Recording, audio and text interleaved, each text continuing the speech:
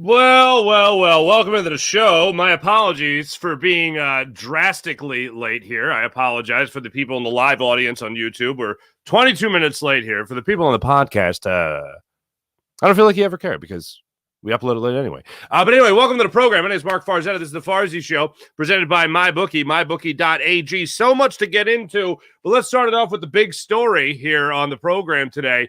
The Philadelphia Eagles will be kicking off their 2024 NFL season away from Lincoln Financial Field, despite being listed as the home game and the home team.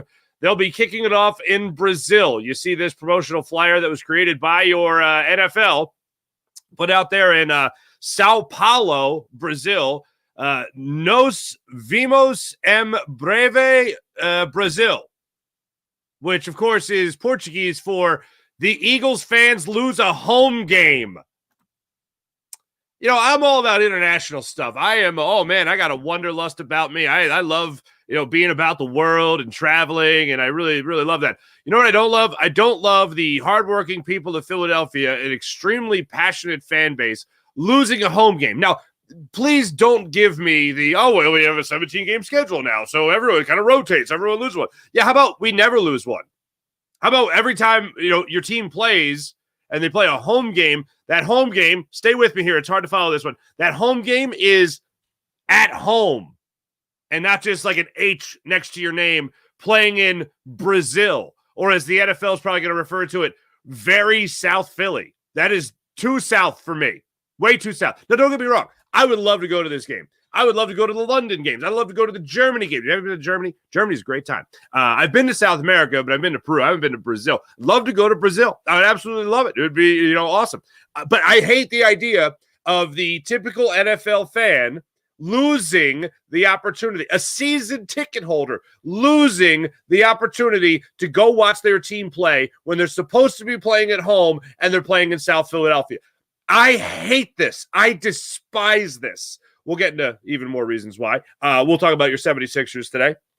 We'll talk about your Philadelphia Phillies today. Great report about the Phillies coming out here about Bob Nightingale. Bob Nightingale of USA Today putting out a story how the Philadelphia Phillies are amongst the finalists to get a guy that I really wanted last year at the deadline. Unfortunately, the Chicago Cubs held on to Cody Bellinger, and he was like, you know what, I'm going to be great at baseball again. And he started mashing. And they held on, and they turned their season around.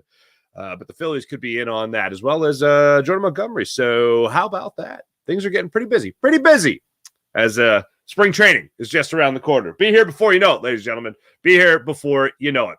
Let's get into this conversation, though, when it comes to all things Brazil. Here's what bothers me. Now, the Eagles are going to have this home game. Now, they're not going to play Dallas, okay? In Brazil. They're not going to play the Giants in Brazil. They're not going to play the Washington Commanders. That ain't happening. The unfortunate thing about this is that the game, I guess the fortunate thing is one of these games is not going to be a divisional game. They're not going to play one of those home games away. They're going to burn it, in other words. So your other road games for the Eagles are the Cleveland Browns, the Atlanta Falcons, Jacksonville, Pittsburgh, Green Bay, Carolina. Those are the games that are going to be played at home for the Eagles that could be played, counting as a home game, in Brazil. My guess, not going to be a divisional game. The Browns, possibly. I very much doubt they're going to go with the cross-state rival thing with the Pittsburgh Steelers and take that and put it in Brazil.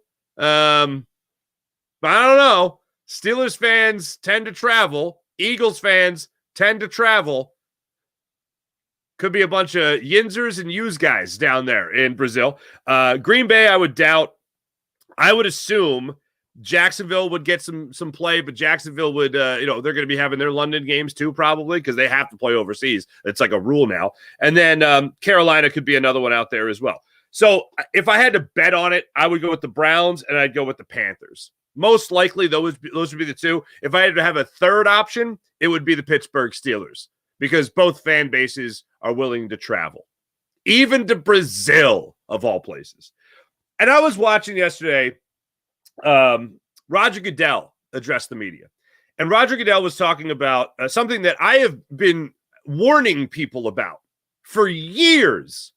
And people told me I was crazy when I would tell them about how the NFL wants to be, when the NFL wants to go to 17 games. Oh, they can't go to 17 games. You can't expand the game to 17 games. Oh, the NFL's not safe.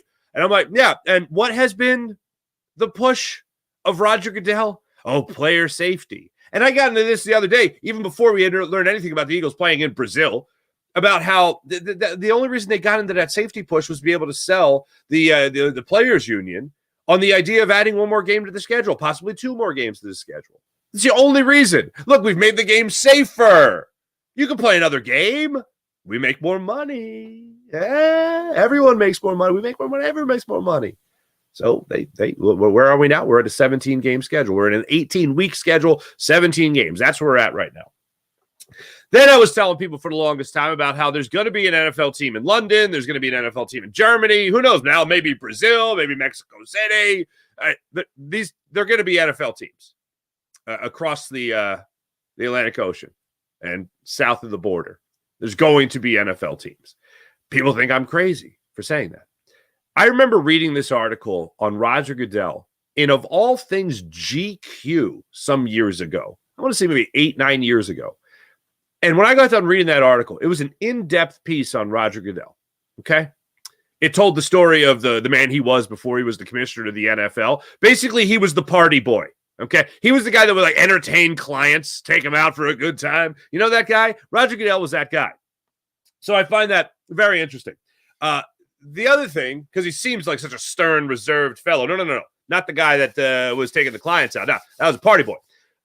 And then it also talked about how Roger Goodell, when Paul Tagliabue was the commissioner and he was the right-hand man, essentially, he would renegotiate deals. And this would be after their team was like, well, no, we just did this deal with Reebok. We can't redo it. And Roger Goodell's response, according to this article, was, what? We're the NFL. We can do whatever we want. Advertisers want to be with us no matter what, because of our huge, ginormous audience. Let's flex that muscle as often as possible. And he talked about leaving his mark on the game. And his mark is going to be expansion. Not just a couple of games overseas throughout the season. But I believe teams playing. Well, how do they do it? Well, they're probably going to add another bye week. How are they going to do it? However they can, because they're the NFL and they could do what they want. And listening to Roger Goodell yesterday was amazing. Not for the sake of like, wow, I can't wait for the London whatevers to be playing against the Philadelphia Eagles on a regular basis. No, that's not what I'm not rooting for that. I'm not excited for that. I'm just marveling and amazed at this man's drive and his dedication to, as he put it yesterday, how he and the owners are committed to making the NFL a global sport. The NFL, a global sport. This is something that I've been expecting for quite some time. I have never heard it put that bluntly from Roger Goodell, but that's what he said. When he announced yesterday, and Ian Rappaport released it, Adam Schefter, I saw it out there from him. Jeff McClain had it out there also, and everyone started picking it up, of course. But the idea of the Eagles playing in Brazil sparked this conversation again, and he was asked about it. They're going to be kicking off their season, not in South Philadelphia, Lincoln Financial Field, but at, Corinthians Arena? Stadium, whatever you want to call it, in Sao Paulo, Brazil.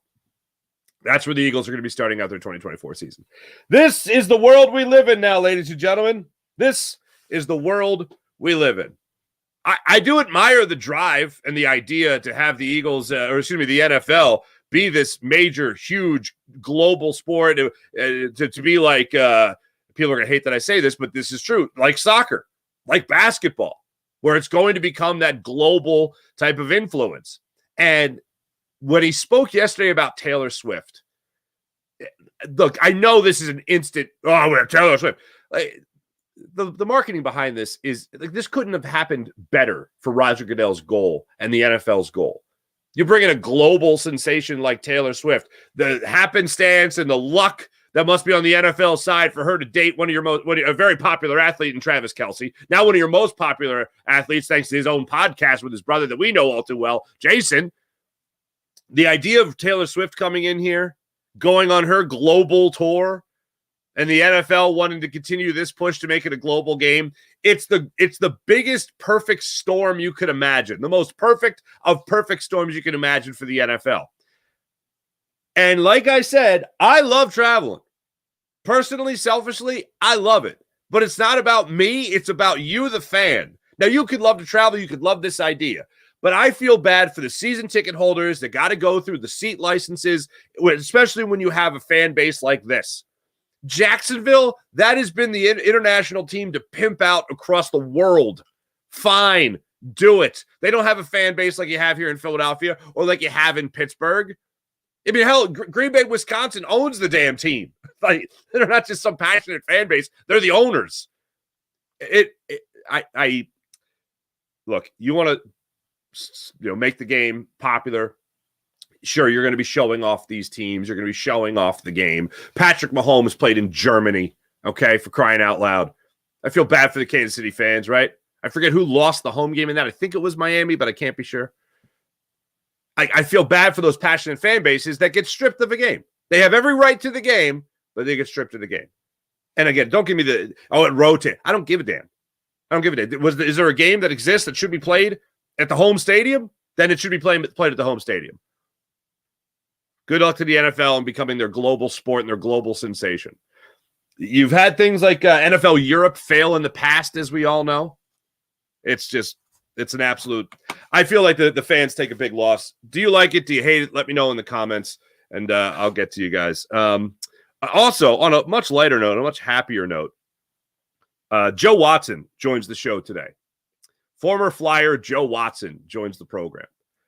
Joe, I have talked to a number of times over the years. 2-time Stanley Cup winner, 2-time All-Star, nicknamed Thundermouth, and this is his new book that's coming out. You guys can check this out at JoeWatsonOfficial.com. That's JoeWatsonOfficial.com. I go to Bobby Orr, number 4, Bobby Orr. He wrote the foreword. Turns out Joe Watson and Bobby Orr, I didn't know this before, reading up on the book and talking to Joe. I didn't realize that they were roommates. When they were just a couple of young hockey players in Boston, where Joe started his career, he and Bobby Orr were roommates. That must have been a good time. That must have been a real good time. But yeah, he wrote this new book, Thundermouth. You guys can check it out at JoeWatsonOfficial.com. We're going to get to Joe coming up in just a second. But just really enjoyed the conversation. Stick around for it. We're going to have some fun. I do want to cover some other things here. One, as I mentioned earlier, Bob Nightingale is saying that the Philadelphia Phillies are very much in on Cody Bellinger. Put that story in the USA Today. It's something that he's been tracking for a while now. And spring training is less than 2 weeks away in terms of pitchers and catchers reporting. So I look forward to some news breaking, hopefully, when it comes to the Philadelphia Phillies and making a huge acquisition like that. I would love to have Cody Bellinger's bat in the lineup. I'm already fantasizing about the lineups. And yes, I know a lot of people are already kicking around the idea of having Kyle Schwarber lead off still, just because that seems to be the best version of the Phillies no matter what. If Trey Turner's cooking, I still want him at top of the order. Very much so. Very much so. So that's something that hopefully we'll have a conversation about, especially if the Phillies are able to add their lineup. But yeah, Sixers played last night and lost, which is not good. That's sad. I wish they won, but they didn't. Kyrie Irving and Luka Doncic actually played in the game last night. And Sixers took the 118-102 loss. Tyrese Maxey was talking after the game about Joel Embiid and just said how everybody's got to step up and everybody's got to play big and everyone has to be a lot more competitive without the big man. Nick Nurse talked about how he just flat out feels bad for Joel Embiid and all this. There was a doctor I saw yesterday on social media that was talking about the injury, and I found this to be very interesting. There's a lot of ifs. If that's the case type of thing, however, and all that type of thing. But Nicholas Denobly,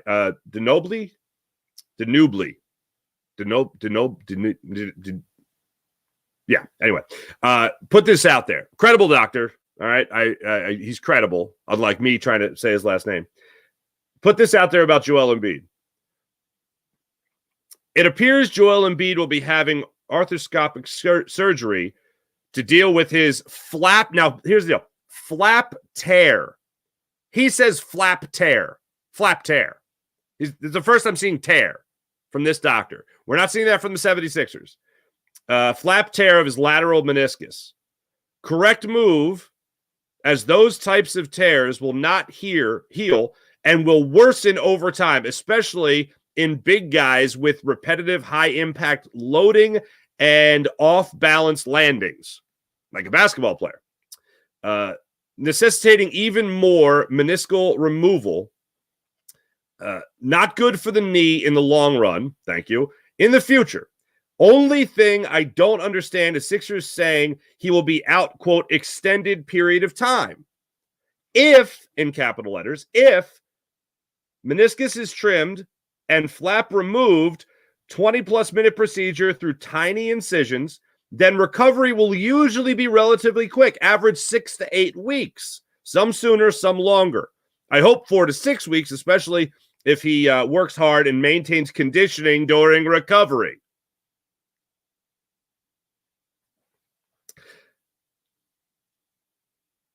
If, however, in big caps, meniscus is repaired, stitched, not usually the case with flap tears, and something I would not typically recommend, then recovery would be prolonged.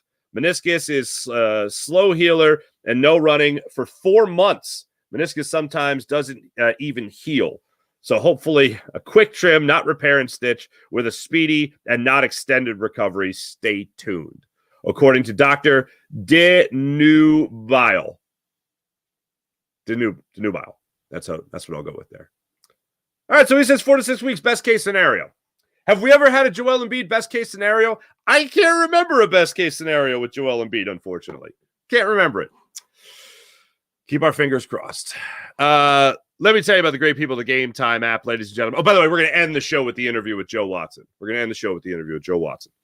But let me tell you about the great people of the Game Time app. If you want to get in the big game, if you want to possibly get to Brazil, Game Time app is where it's at. Download the Game Time app. Take advantage of all they have to offer with the Game Time app. It is absolutely incredible. James, was it you yesterday saying 4 to 6 weeks? You might be right. But how about the Game Time app, ladies and gentlemen? Download the Game Time app to your phone. Let yourself have a great time at the big event, the big concert, the big comedy show, or the big game. Download the Game Time app. Use promo code Farzy when you create an account, and you'll get $20 off your first purchase. That's $20 off your first purchase with the Game Time app. Let me just say hi to you fine people in the chat. Good morning, April, Sean. Brazil, they know is soccer and jitsu. Farsi. Remember that movie, was it Capoeira? Was that the name of it? And Only the Strong? That's a throwback. That's a movie that was on HBO all the time for a month. Then you didn't see it for 6 months. Then it was back. Yeah, I remember.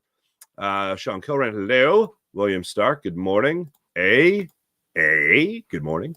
I'm awake. Are you? Not really. They set us up again. We have a game in Brazil. Why us? Don't know. April, I'm so intrigued by this. It will be a cool thing to go down, but how will the travel, how all that travel mess with the team? Probably go down for like a week. Hockey is global. Eric Wisniewski, you are right. Hockey is global. Give Brazil a preseason game. Give Philly 9 home games. Steve, NFL is all about the Benjamins. I concur. Good morning. Sean Gillespie, James Alexander. Good morning, all. We need a true backup center. I agree. 4 to 6 weeks, as James said. I hope that's the case. Definitely need a backup center, says Sean. Yeah, I agree with all you wonderful, beautiful people. Got one more in here. Luke Skylifter. Home game in Brazil. The organization took the term making people uncomfortable too far. Yes, they did. Go to Brazil. Enjoy. Ladies and gentlemen, I apologize. I have to get running, which is why I was so pissed off that I was late starting the show. But I do have this fine interview with our friend Joe Watson. Who are the Eagles playing in Brazil? We do not know yet who the Eagles are playing in Brazil. The options with their home games here: Dallas, New York, Washington, not happening. For the divisional games, Cleveland, Atlanta, Jacksonville, Pittsburgh, Green Bay, or Carolina. My best bet: Browns, a nothing game. Panthers, again, a nothing game. And then maybe if they really want to test the traveling of the Jacksonville Jaguars and the of the Pittsburgh Steelers and the Philadelphia Eagles, then maybe those two squads. Brazil's cheap. You might go. There you go, Eagles fan. Oh, Sean Gillespie saying Packers. James, I'm still disappointed. I know how Chip Kelly dismantled that whole Eagles team. Yeah. Thanks, everybody. All right, we're going to get right to our interview here with our friend Joe Watson. Make sure you check out his book, Thundermouth, ladies and gentlemen. We're going to end the show with this interview. It's about a half hour long, so enjoy. A lot of great stuff from Joe Watson. I'll catch you guys tomorrow. Ladies and gentlemen, how'd you like to talk to a two-time Stanley Cup champion, two-time All-Star, a beloved member of the Flyers community, the Philadelphia sports community, and also read his brand new book? We're going to get to do that with our friend Joe Watson today and talk about his career, his path to the Flyers, and his new book, Thundermouth. Thundermouth right there. Joe Watson, how you been, friend? Oh, good, my friend. Really have. I really have, Mark. Yeah, I've just been very busy doing this book, and I never realized what went in. When you get involved in a book, boy, there's a lot of work to do, and so I've been doing a lot of it and traveling around a lot, and meeting a lot of fine people, and selling a lot of books, which is nice. When did this ball start to roll? When did you decide, it's time to write a memoir? Well, we went to Russia 5 years ago, and a guy named Bill Meltzer came with us, and he started doing some articles about us over in Russia, when he was getting a big response. And then we came back, I talked to my wife, and my wife said, well, you should do a book because you have so many great stories. And I said, okay. So about a year and a half later, I decided one morning I'm going to do a book, and I got a hold of Bill, and Bill was involved, and he wanted to get involved and to help me out. And that's what happened. That's just how it took place. All right, so 5 years ago, you go back to Russia. Yeah. Okay. Yeah. They allowed you in the country after what you did in '76? I mean, the great Fred Shiro said to us. I mean, I mean, a lot of guys are apprehensive about going to Russia with us, and some of the guys didn't want to go, weren't interested in going, so that's fine. I said, so I phoned the gentleman that was putting the show on for us, and I told him I only had 9 guys coming. He says, don't worry, we have 6 guys from Russia that played for the Flyers at one time or another, and they'll play. I said, okay. Well, the trouble is when he got these players, Christ, they're all 300 pounds. They couldn't move. I said, what the heck is going on here? I told them they can't skate. They're too bloody big. That's why he got them. The Russians were happy about that because they beat us a couple of games and we won a couple, but it was a great time. And the Russians treated us royally. And Putin was one of the reasons. One of the reasons we were treated so well was because of Putin. He had the 3rd guy in command that was in Russia with us, and he was on his cabinet and everything else, and he told them to take care of us, and they took care of us royally. Putin didn't play this time around, right? No, he didn't play. We thought he was going to play when we played in Red Square, but he didn't. He didn't play. I guess he thought he wasn't able to freewheel in the games that he plays in Russia against the Broad Street Bullies or some of the bullies. So in a way, he selected not to play, but in a way, they treated us royally. They really did. Oh, I want to talk about the nicknames because those teams, just the nicknames. I mean, we could talk about the Hound. We could talk about the Hammer. Yeah. Thundermouth. Now, Eddie Van Emp, from what I understand, gave you that nickname. Tell me the story there. Yeah, you know what? Well, where I was born in northern Canada, up near Alaska, 150 miles from Alaska, and there were more wild game than there were people up there. So in order to get somebody's attention, you had to scream, and I continued to do that when I was a player, and then playing for the Flyers and the old Spectrum, they could hear me in the 3rd level. If people could hear me, so Eddie Van Imp decided, well, hell, if he can hear her that far up there, we got to call him Thundermouth, and that's where it came from, Eddie Van Imp. I have to tell this story because it's the first time I met you. I was doing a promotional thing for the Flyers when I was in the radio world, and I was talking to one of the PR people, and then all of a sudden, like from the escalator, we were far from the escalator. I just heard you coming down, and I just heard this booming voice like, "Did we start yet? Did we start yet?" And I went, "That can only be one person. That can only be one person." And sure enough, Thundermouth himself, Joe Watson, right there. You mentioned growing up in northern Canada, there, right by Alaska. Yeah, I did not know this about you. And I love that it's in the promo for your book. Yeah. And I'm going to quote the promo. Frozen turds as hockey pucks. What was going on there? You're right. You know, in those days, we couldn't afford pucks. Pucks were 5 or 10 cents. We didn't have the money. So we would take other measures, and we'd get these frozen horse turds and start shooting them around and everything else. And then, you know, they hurt when they hit your leg, by God, if you didn't have equipment on. But that's what we used, and we used them for a number of years and everything else. You know, 4 or 5 year old kids. Wow, and that's just how it took place. And I must say that they were very prominent in some of my stories. They really are the horse turds. Well, it got you to the NHL, certainly, and it got you to the Boston Bruins first and foremost. You're up there in Boston, playing wise. I think 2 seasons in Boston, and then I was there 1 full season, and I was there for another part of a season. Yeah. Okay. But I only played a few games, the first in '65. I broke in against the Detroit Red Wings, and there, as a young boy growing up, they were my favorite team. And Red Kelly was a defenseman for the Red Wings, and I had a pleasure of playing against him. And I remember Boston at that time; they were in last place in the league, and Detroit was number 1. When we go into Detroit, we beat them 4-0 right in Detroit. Oh my God, I was so shocked. And I remember after the game, there's a guy named Gary Bergman who played defense for Detroit, and he saw me and he says, "Son, you played a good game out there." Really? He says, "Yeah, you did a good job out there." So that was very nice of Gary Bergman to say those kind words. That's really nice, man. That's really nice. So you break in there against the Red Wings, and then all of a sudden you find yourself in the expansion draft and you go to Philadelphia. What did you know about Philadelphia, and what was your reaction to being drafted by the Flyers, an expansion I'll team? tell you, I didn't know I was available then, and it was on June 17th.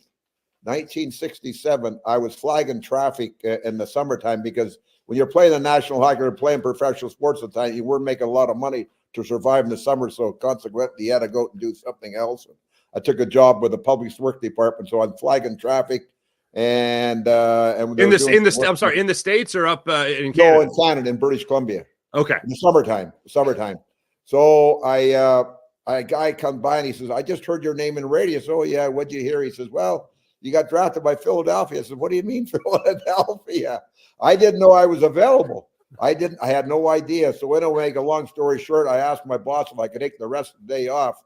And the guy's name was Vern Flockhart. He was our boss. And that's Ronnie. Remember Ronnie Flockhart, Flocky Hockey? Yes, I remember. Yeah, I remember the name. Well, that's his dad that told me to take the rest of the day off. So I proceeded to do that.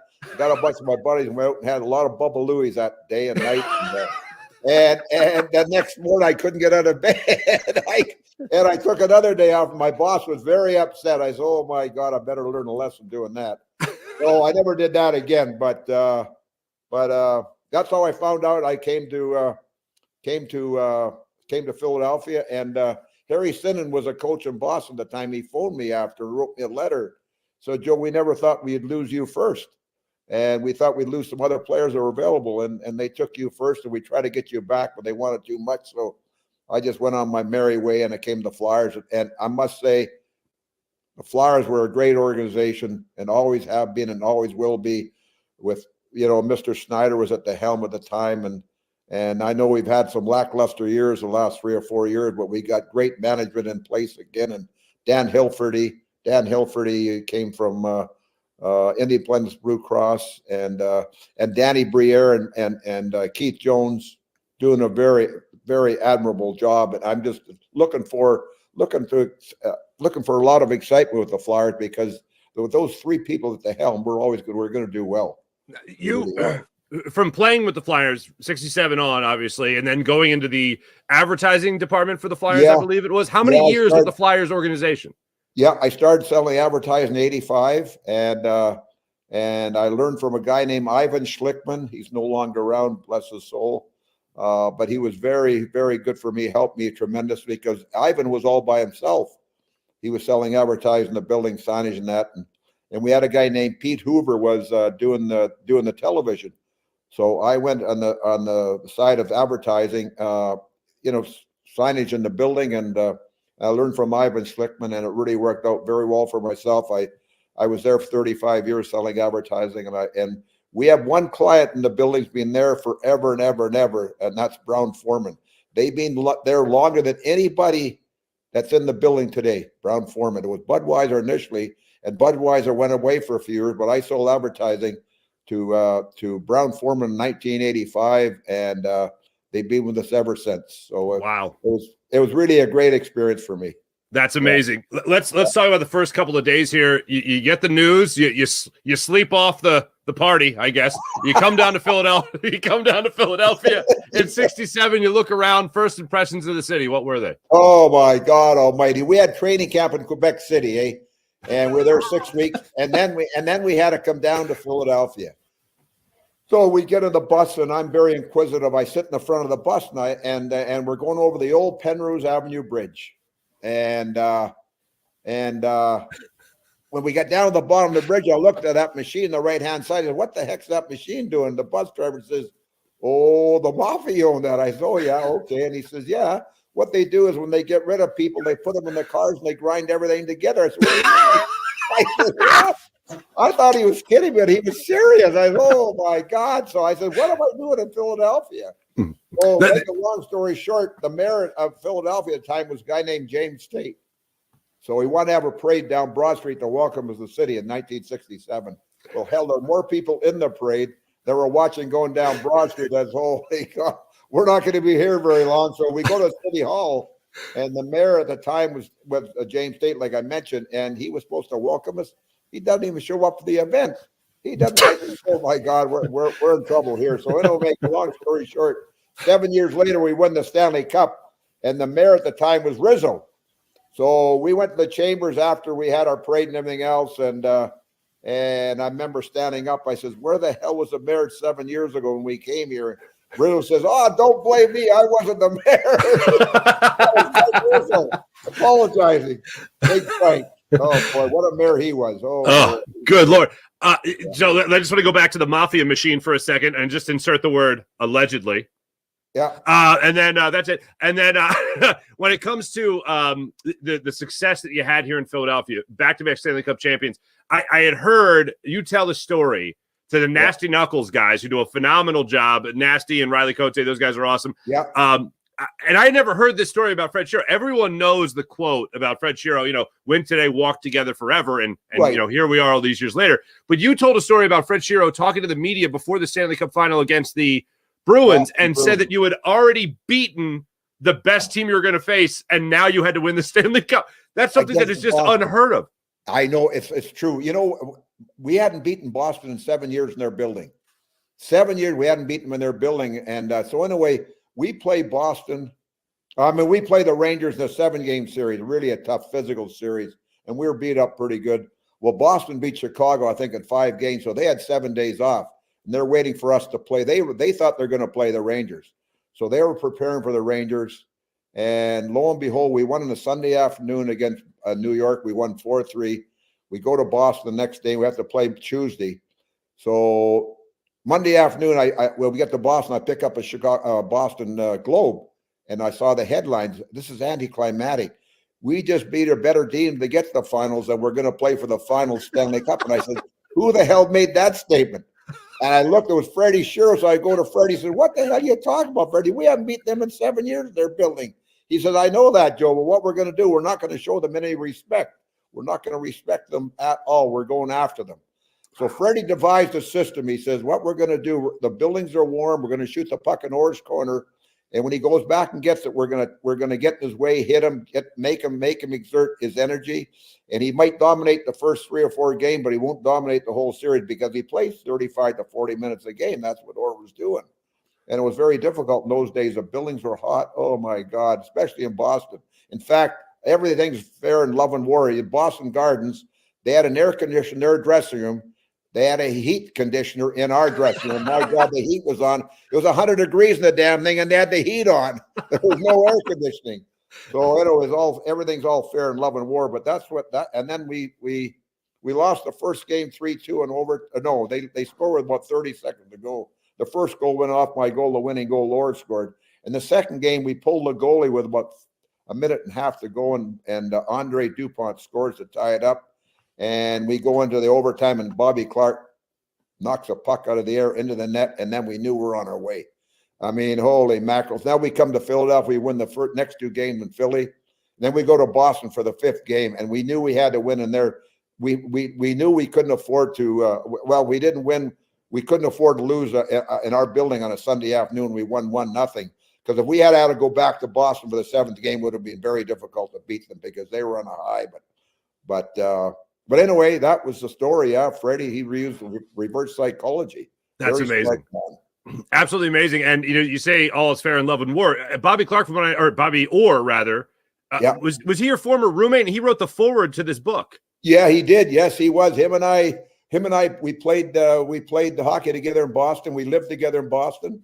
And we had a nice 5-bedroom home in Boston. We had a great life, for 2 single guys. I was 23 and he was 18, or I was 23 or 22 and he was 18. And we lived a good life there. My God, we were the Bruins, although we didn't win a lot, we used to outdraw the Boston Celtics all the time. And the Celtics were the best team in basketball, bar none. Wow. And we would outdraw them all the time. We were 13-9-09, a sellout in Boston Gardens. And they had so many great players, but it wasn't really that popular in Boston at that Wow. Yeah. Amazing. You come to Philly, you have the success you do. You have one of the most famous games in the history of sports in Philadelphia, which was that game that we alluded to earlier, playing against the Soviet national team.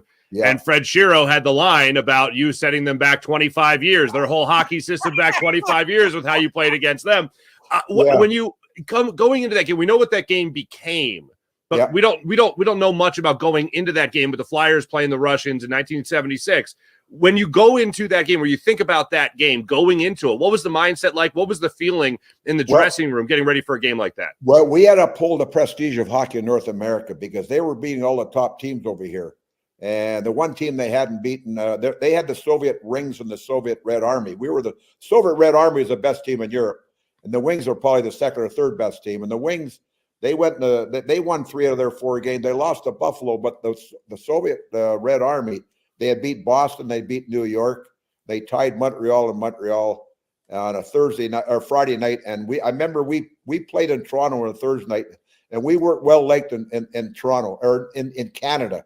But I remember people coming out after the game saying we had to uphold the prestige of we had to win at all costs on a Thursday night. The first time I ever heard people in Toronto cheer for us. So in a way, we come back to Philly and we had a Saturday afternoon practice, and the Soviet Red Army were out in the ice before us, and then we went out, and Freddie didn't even come out and coach us. He says, "I'm not going to come out there. Just go out there and have a good time," and that's what we did. And the Russians were somewhat confused because of the way our practice went compared to theirs, because they were very systematic and they were doing this, all the precise passing and everything else.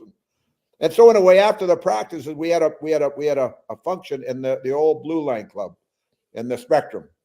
And they're introducing the respective teams. They introduced the Russians. They got light applauses because there was a lot of press from all over the world there.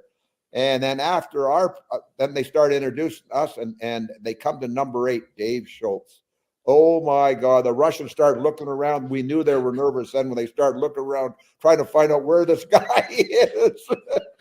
And we knew they were nervous. And so in a way, Freddie devised a system. What we're going to do, I want my defense to stand up at center ice. I want my wings to slide in behind the defense and pick up any loose pucks. And when we do pick up the loose puck, we're going to get them off stride, and we're going to go up, go offensively against them. And it worked out to a T. We outshot them 49-13. If Tretiak hadn't played a great game, we would have beat him 10-1. And of course, we're in a shorthanded situation the second period. And the Russians they were in a power play, and they were very slow at making line changes. So I looked at this, hell, they're taking their time. So I decided to go up the ice with Selesky and Skinnerchuk. And Selesky takes a shot, and he keeps it low so Tretiak can't control it. and I happened to sneak in and tuck it in for a short-handed goal. And after we were very excited. And after the game, Freddie Sherrill comes in. He says, "Joe, by scoring that you scored that short-handed goal, you're going to set the Russian program back 20 to 25 years." And you know what? They still haven't recovered.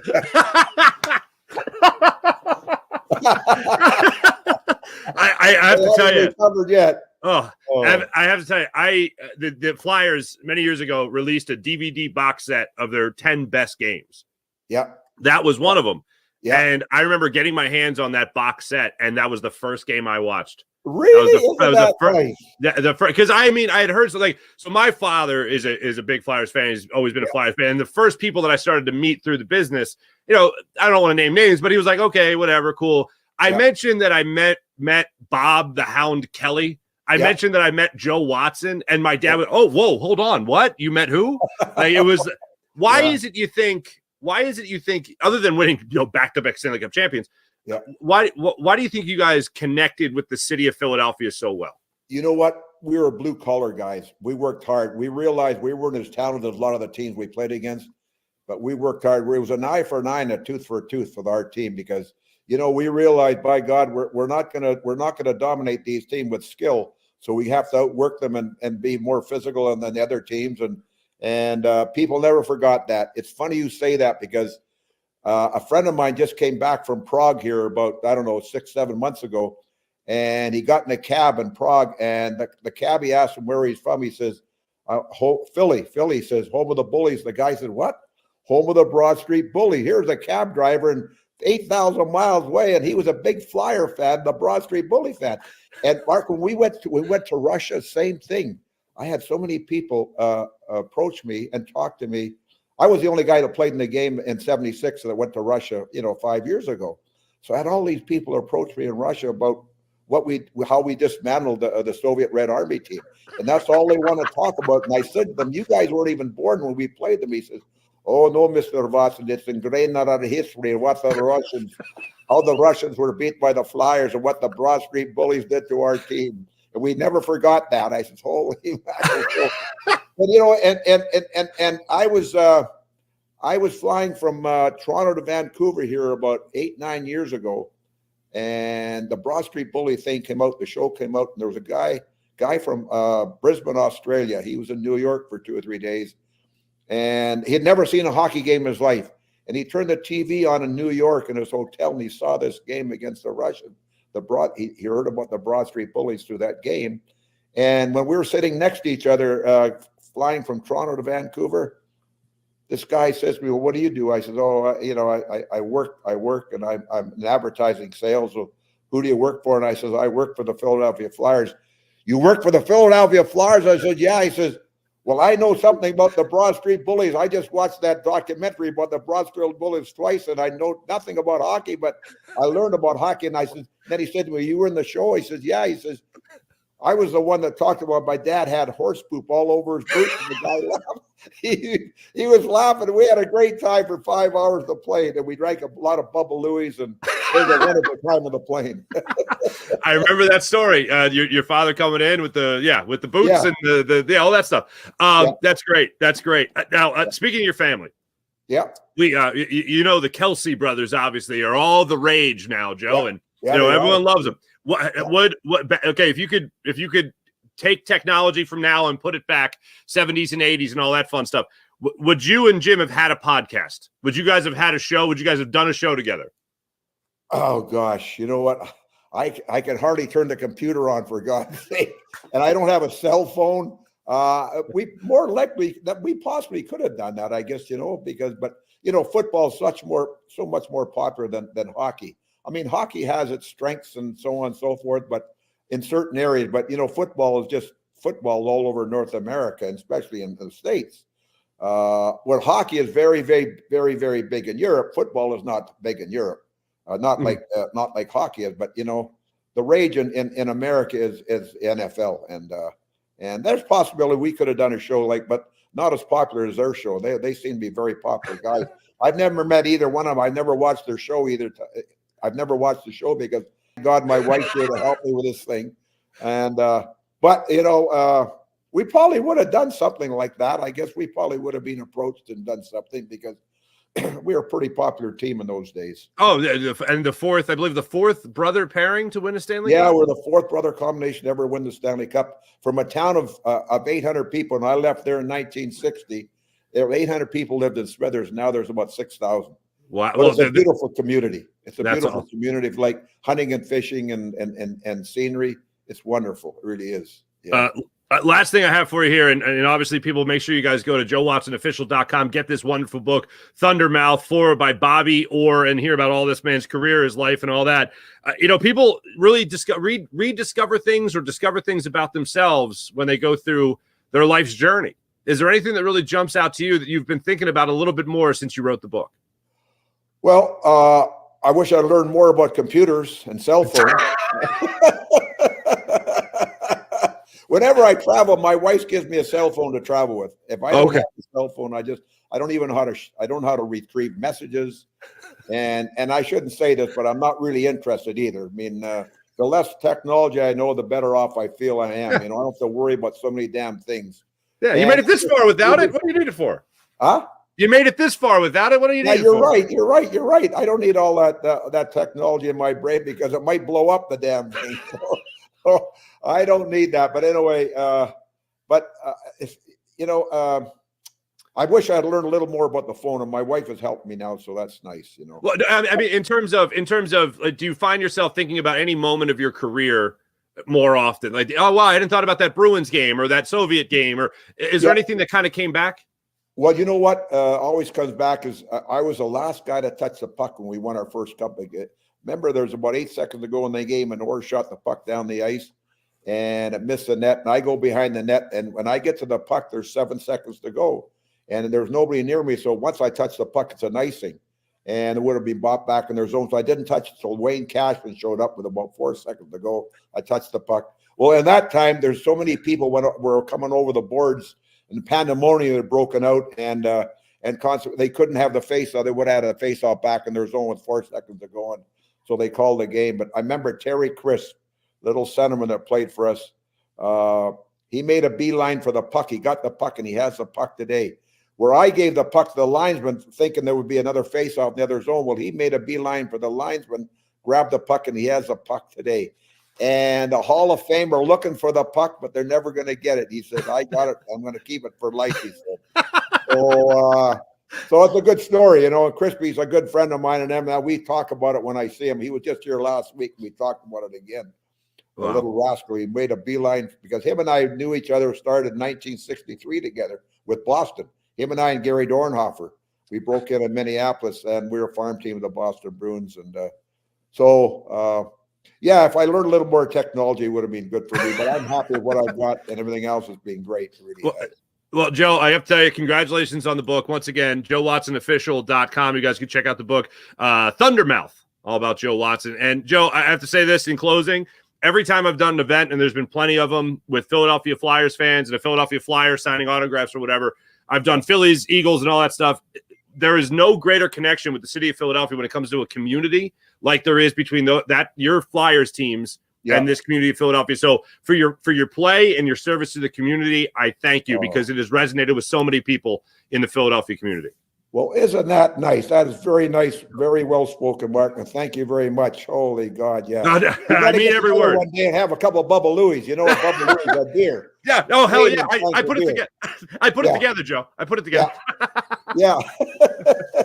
Joe, great to catch up with you, and thank your wife, or I'll call her your technical director, your wife, and obviously Cindy Webster helped set this up. Yeah. And congratulations on the book and everything else. I thank you for coming on the show. Well, listen, thanks for having me. It's a pleasure. It really is. By God, you know a lot about the game, and great questions. And and it's nice to talk to somebody. I talk to a lot of people that know a lot about hockey, and but you certainly know a lot, and that is really nice to talk to somebody like that. So thanks for your time, and I got to thank my lovely wife for setting this up. So, my great wife, Jamie.